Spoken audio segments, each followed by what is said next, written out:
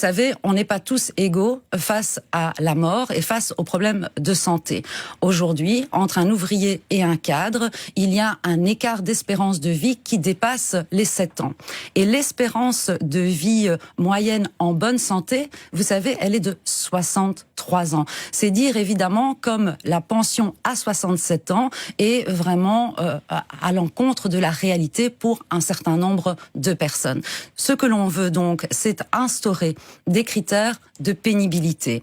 4 critères de pénibilité auxquels on assortira un coefficient de majoration qui permettra à ces personnes qui ont exercé des métiers pénibles de partir plus en amont à la pension, de partir 2, 3 ou 4 ans avant l'âge légal de la pension. Alors ces critères, quels sont-ils? Oui, comment est-ce qu'on objective ça? Comment est-ce qu'on dit, par exemple, qu'un métier d'infirmier, d'infirmière est plus pénible qu'un métier d'enseignant, d'enseignante? Et donc, il y a 4 critères. Les contraintes physiques, l'organisation du travail, les risques de sécurité et la charge mentale et émotionnelle. Vous prenez l'exemple de l'infirmière, elle termine ses études à 22 ans. Eh bien, avec notre système, elle comptera 3 critères de pénibilité.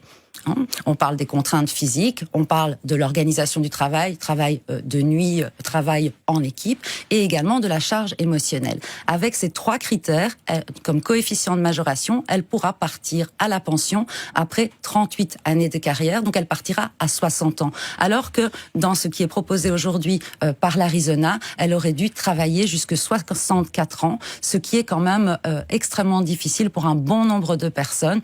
Elles ont fait un métier pénible, elles n'ont pas choisi d'être usées par le travail.